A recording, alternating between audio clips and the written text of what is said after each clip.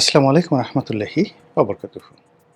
সম্মানিত দর্শক, সারা দেশে কালেমা খচিত সাদা পতাকার যে বাহুল্য, সাদা পতাকার যে উড্ডয়ন কিংবা সাদা পতাকার যে দাপট, এটি নিশ্চিতভাবেই, সম্ভবত বললাম না, নিশ্চিতভাবেই সরকারকে বিপদে ফেলতে যাচ্ছে। সরকার এমনিতেই নানা রকম চাপের মধ্যে আছে। একজন ব্রিগেডিয়ার সাহেব, মানে একটি রাজনৈতিক দলের প্রধান, তিনি অতি সম্প্রতিকালে একটি ভাইরাল বক্তব্য দিয়েছেন। বক্তব্যটি হলো যে এখন বর্তমান বিশ্বে যেভাবে মার্কিন ডিপ স্টেট পলিসি চলছে বা বিভিন্ন পক্ষ, বিশেষ করে আমাদের বাংলাদেশের মতো দেশের যে রাষ্ট্র, সেই রাষ্ট্র শক্তিতে যারা আছেন, ক্ষমতায় যারা আছেন, তাদেরকে পরাজিত করে নতুন একটা ক্ষমতা কারোর হাতে তুলে দেওয়ার জন্য আসলে 1 থেকে 2 বিলিয়ন ডলার, মানে 10,000 কোটি টাকা বা 20,000 কোটি টাকা যদি কেউ খরচ করে, তাহলে যে কোনো দেশের সরকারকে ফেলে দেওয়া সম্ভব।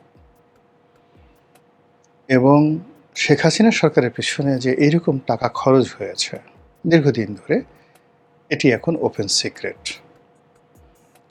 তো আমাদের দেশে যা হয় সেটা হলো ডিম পাড়ে হাসে, খায় বাঘ ডাসে। অনেক সময় দেখা গেল যারা চক্রান্তের জাল বুনেন তারা শেষ পর্যন্ত সিংহাসনে বসতে পারেন না বা তারা ফল খেতে পারেন না।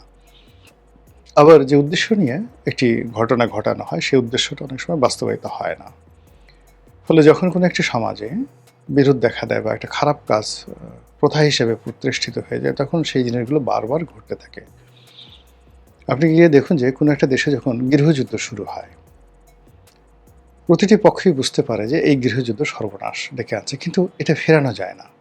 আজ আপনি লিবিয়ার দিকে তাকান, ইরাকের দিকে তাকান, সিরিয়া, ইয়ামেন, এই পুরো অঞ্চলে গৃহযুদ্ধ ছড়িয়ে পড়ছে। প্রতিটি পক্ষ বারবার চেষ্টা করছে, কিন্তু কোনো অবস্থাতেই সামাল দেওয়া যাচ্ছে না।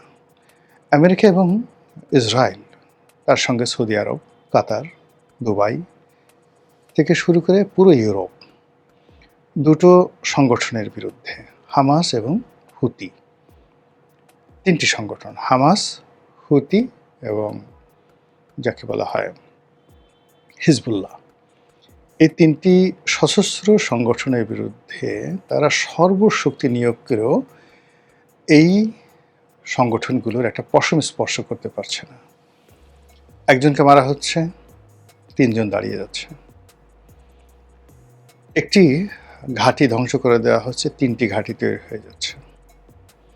ইয়েমেনের মতো একটা দরিদ্র রাষ্ট্র, যেটা যুদ্ধে একেবারে শেষ হয়ে গেছে এবং সেখানকার যে অভাব, অভিযোগ, যা কিছু বলেন, এটা ইতিহাসের সমস্ত রেকর্ড ব্রেক করেছে, কিন্তু হুতিদের ক্ষমতা বেড়ে গেছে। হুতিরা এখন সরাসরি ইসরায়েল আক্রমণ করতে পারে, তাদের ড্রোন আছে, তাদের মাঝারি পাল্লার ক্ষেপণাস্ত্র আছে এবং যত অত্যাধুনিক প্রযুক্তি রয়েছে, রাডার সিস্টেম রয়েছে এবং কাঁধে বহন করা যায় এইরকম অস্ত্র দিয়ে তারা প্লেন, হেলিকপ্টার এগুলোকে ভূপাতিত করতে পারে। তো দেখুন, যে রাষ্ট্রে ভাত খাওয়ার মতো টাকা নেই, যে রাষ্ট্রে একটা শিশুকে একটা ওটস স্যালাইন দিয়ে ডায়রিয়া থেকে বাঁচানোর মতো ক্ষমতা নেই, সেই রাষ্ট্রের ড্রোন তৈরি হচ্ছে যুদ্ধ করার জন্য হুতিদের। তো এই জন্য হলো কি, যে যখনই কোনো একটা দেশ এবং রাষ্ট্র এরকম মন্দ কাজে জড়িয়ে পড়ে, বিশেষ করে গৃহযুদ্ধে জড়িয়ে পড়ে, মন্দ একটা বিষয় জড়িত হয়ে পড়ে, তখন সেখান থেকে কখনো সহজে বের হওয়া যায় না। আপনি দেখেন আজকে মায়ানমার 20টি সংগঠন যুদ্ধ করছে এবং সেই যুদ্ধটা সেই 80-র দশক থেকে, তা 80, 90, মানে কত, প্রায় 50 বছর ধরে ধরুন তারা এই পারস্পরিক যুদ্ধ করছে। আপনি যদি ধরেন পাকিস্তানের বেলুচিস্তান, তারা যুদ্ধ করছে।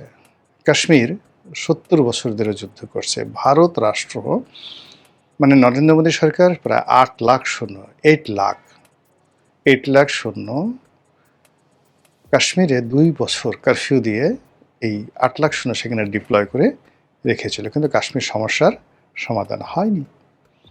চীনের মতো একটা শক্তিশালী রাষ্ট্র, সেখানে উইঘুর প্রদেশে মুসলমানরা যুদ্ধ করছে, পারছে না।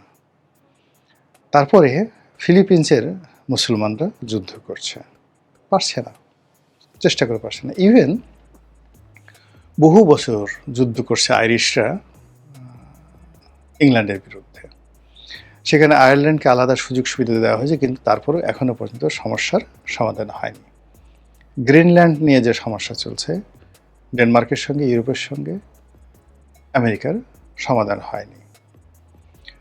তো এই কারণে হয় কি, যে কোনো একটা বিষয় যদি শুরু হয়ে যায়, যে কোনো একটা সমস্যা শুরু হয়ে যায়, তখন সেই সমস্যাটা আসলে সমাধান হয় না। এজন্য সবাইকে আসলে সতর্ক হতে হয় যে কোনো অবস্থাতে যেন এই সমস্যাগুলো তৈরি না হয়। ইভেন ভারতে পশ্চিমবঙ্গের নকশাল, তারপরে উলফা, আসামের উলফা, এরপরে বিহারের কয়েকটা বিচ্ছিন্নতাবাদী সংগঠন রয়েছে, অরুণাচলের বিচ্ছিন্নতাবাদী সংগঠন রয়েছে, তামিল টাইগার্সরা তামিলনাড়ুতে এবং শ্রীলঙ্কাতে। সেই তামিল টাইগার্সদের কারণে শ্রীলঙ্কার কয়েকটা প্রেসিডেন্ট মারা গেল, রাজীব গান্ধী মারা গেলেন, কিন্তু সেই সমস্যার এখনও সমাধান হয়নি। তো সেই দিক থেকে এই যে বাংলাদেশে যে এখন সমস্যাটা তৈরি হয়েছে, এই সমস্যাটা সহজে যাবে না। সেই সমস্যাটা কি? এখানে উগ্রবাদ বলেন, দক্ষিণপন্থী বলেন, ধর্মভিত্তিক রাজনীতি বলেন, এটার একটা বিরাট, যাকে বলা হয়, প্রভাব এবং প্রতিপত্তি শুরু হয়ে গেছে। এখন যারা এটার সাথে জড়িত, তাদের ব্রেন ওয়াশ হয়ে গেছে। তারা মনে করছে যে এই কাজ করলে জান্নাতে যাওয়া যাবে, এই কাজ করলে হযরত উমর হওয়া যাবে, এই কাজ করলে খালিদ বিন ওয়ালিদ হওয়া যাবে, এই কাজ করে যদি মারা যায় শহীদ হওয়া যাবে, আর এই কাজ করে যদি আমরা বেঁচে যাই তাহলে আমরা গাজী হয়ে যেতে পারবো। আফগানিস্তানে আসলে যে কী নির্মম অবস্থা চলছে আমরা বাংলাদেশের লোকজন জানি না। সেখানে একজন বাবা তার 7 বছর 8 বছরের মেয়েকে 80 বছরের একজন বৃদ্ধের কাছে কৃতদাসী রূপে বিক্রি করে দিচ্ছে। এই বুড়োর যৌন চাহিদা মিটিয়াচ্ছে সেই 8 বছর 9 বছরের একটা মেয়ে সামান্য কত $50, $50 মানে 6 থেকে 7 হাজার টাকায় এইরকম রমণী মেয়ে কিশোরী বিক্রি হচ্ছে অহরহ। সেখানে যুদ্ধের কারণে পুরুষরা ব্যাপক সংখ্যায় নিহত হয়েছেন, ফলে সেখানে নারীদের সংখ্যা বেড়ে গেছে। 3 জন 4 জন 5 জন করে রমণী এক একটা পুরুষ বিয়ে করার পরও সমাজকে সামাল দেওয়া যাচ্ছে না। কিন্তু আমাদের দেশের যারা লোকজন তারা মনে করছে আফগানিস্তানের যে ওই এক একজনের 4টা 5টা বউ আছে, কিংবা সেই আদিম যুগের, মধ্যযুগের, আয়ামে জাহিলিয়াতের যুগের 9 বছর 10 বছরের একটা মেয়েকে আমি দাসী হিসেবে বাজার থেকে কিনে নিয়ে আসলাম, ইচ্ছা মতো আমি তাকে ভোগ করলাম, মেরে ফেললাম, কেটে ফেললাম, এই যে মানুষের মধ্যে যে পাশবিক যে প্রবৃত্তি, যেটি আফগানিস্তানের সমাজে চালু হয়ে গেছে, সেটি আমাদের এই সমাজে অনেককে মোহবিষ্ট করছে। তারা এটাই হতে চায়, মানে এই কাজই তারা করতে চায়। এখন আপনি এটাকে কিভাবে ফিরাবেন? এর জন্য যে সাংস্কৃতিক বিপ্লব দরকার, এজন্য যে রাজনৈতিক ঐক্যমত্য দরকার, গণসচেতনতা দরকার, একটা উদারনৈতিক সমাজ দরকার, ডেমোক্রেসি দরকার, সেদিকে কিন্তু আমরা যেতে পারিনি। সেই 1991 থেকে আজ পর্যন্ত ক্রমেই আমরা সুযোগ পেয়েছি, এমনভাবে সুযোগ পেয়েছি, সেই সুযোগকে আমরা নিজেদের জন্য রিভার্স করেছি। আপনি 91 থেকে যদি আমাদের দেশে গণতন্ত্রের অধঃপতন দেখেন, আপনার মনে হবে হুসাইন মোহাম্মদ এরশাদ ফেরেশতা ছিলেন। আপনি যদি দলীয়করণ ধরেন, এখন একজন টিওনো ভালো একটা পোস্টে নিয়োগ করার জন্য তিনি লবিং করছেন, ঘুষ দিচ্ছেন সমন্বয়কদেরকে, বা ধরুন একজন ডিসি শুনলাম যে অন্তর্বর্তীকালীন সময় 30 কোটি টাকা না 40 কোটি টাকা দিয়ে ডিসি নিয়োগ হয়েছে, 70 কোটি টাকা দিয়ে সচিব নিয়োগ হয়েছে। এনবিআরের চেয়ারম্যান হওয়ার জন্য বা বিভিন্ন পদে হওয়ার জন্য নাকি শত শত কোটি টাকা নিয়ে বিভিন্ন গ্রুপ ঘুরতে থাকে। আচ্ছা, স্বৈরাচারী এরশাদের জমানাতে এরকম একটা সিঙ্গেল ঘটনা বিসিএসে অযোগ্য লোকদেরকে দেওয়া হয়েছে, অযোগ্য লোকদেরকে টিওনো নিয়োগ দেওয়া হয়েছে এবং এই নিয়োগের জন্য জাতীয় পার্টির লোকজন ঘুষ খেয়েছে, দেখাতে পারবেন না, কোনো অবস্থায় দেখাতে পারবেন না। এবং he had the best ever civil bureaucracy, military bureaucracy ever had in the history of Bangladesh. তো আমরা তাকে পতন ঘটিয়ে যা কিছু এনেছি একটার পর একটা, 91 সালে যা কিছু হলো এটা আসলে এরশাদের জমানার চাইতে খারাপ হয়েছে। আবার 91 থেকে 96-তে যা হয়েছে তার সাথে খারাপ হয়েছে 96 থেকে 2001-এ। আবার 2001 থেকে 2006-তে যা হয়েছে, 96 থেকে আওয়ামী লীগ সরকার 2001 পর্যন্ত যা করেছে তার চেয়ে খারাপ হয়েছে। এইভাবে খারাপ হতে হতে আমাদের স্বপ্ন ভাঙতে ভাঙতে এখন আমরা মনে করছি যে এই তথাকথিত ধর্মনিরপেক্ষ, তথাকথিত রাজনৈতিক দল, বুর্জোয়া রাজনৈতিক দল, পশ্চিমা দল, এদের দ্বারা হবে না। আমাদেরকে সেই আগের খেলাফতের জমানায় চলে যেতে হবে, আফগানিস্তানের মতো চলে যেতে হবে, নারীদেরকে আচ্ছা মতো চাবুক মারতে হবে, তারপরে পুরুষদেরকে জেনা ব্যভিচারের জন্য চাবুক মারতে হবে। তুমি 4টে বিয়ে করো, ডাজ নট ম্যাটার, কিন্তু তুমি জেনা করতে পারবে না, এর মধ্যেই অন্যায়। আজান দিয়েছে, শরিয়াতি পুলিশ থাকবে, সমস্ত দোকানপাট বন্ধ, যাও না খেয়ে থাকো, মসজিদে গিয়ে নামাজ পড়ো, তারপরে এই পোশাক পরো, এইটা কাজ করো। এই জিনিসগুলোর মধ্যে দেশের তরুণ থেকে শুরু করে একটা বিরাট সম্প্রদায়, কোটি কোটি মানুষ মনে করছে যে এই এমিরেটস বা খেলাফত এটাই ভালো। আবার ওই যে নবীর দেশ, আরব দেশ, সেখানে কি হচ্ছে না হচ্ছে ডাজ নট ম্যাটার। মনে হচ্ছে যে ওইরকম আরবের মতো, সৌদি আরবের মতো আমাদের একজন বাদশা থাকলে ভালো হতো, কাতারের মতো, দুবাইয়ের মতো যদি এরকম আমাদের শেখ থাকতো আমাদের ভালো হতো। এই চিন্তা তো আপনি ফিরাতে পারছেন না। একটা বিরাট শ্রেণীর মানুষ মনে করছে যে